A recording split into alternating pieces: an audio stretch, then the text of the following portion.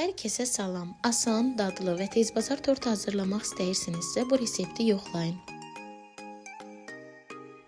Tort üçün qazana 1 stəkan şəkər tozu, 1 paket şəkərli vanilin, 3 xörək qaşığı kakao, 2 stəkan süd əlavə edib yaxşıca qarışdırıram.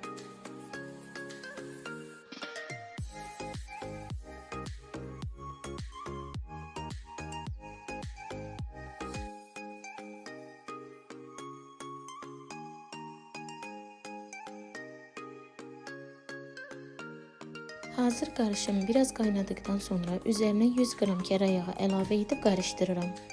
Qarışım 5 dəqiqə qaynadıqdan sonra ilıq hala gəlməsini gözləyirəm. Tort üçün petibör peçenyedən istifadə etdim. Peçenyeləri bu şəkildə hissələrə ayırıram.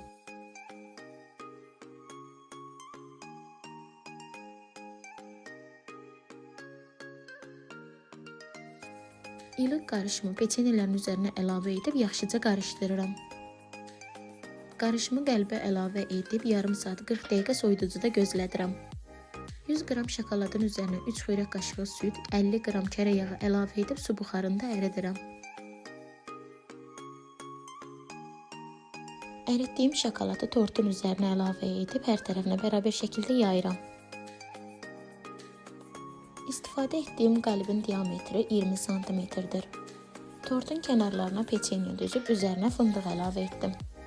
Videolarımı bəyənirsinizsə fikirlərinizi mənimlə bölüşməyi və kanalıma abunə olmağı unutmayın. İzlədiyiniz üçün təşəkkür edirəm.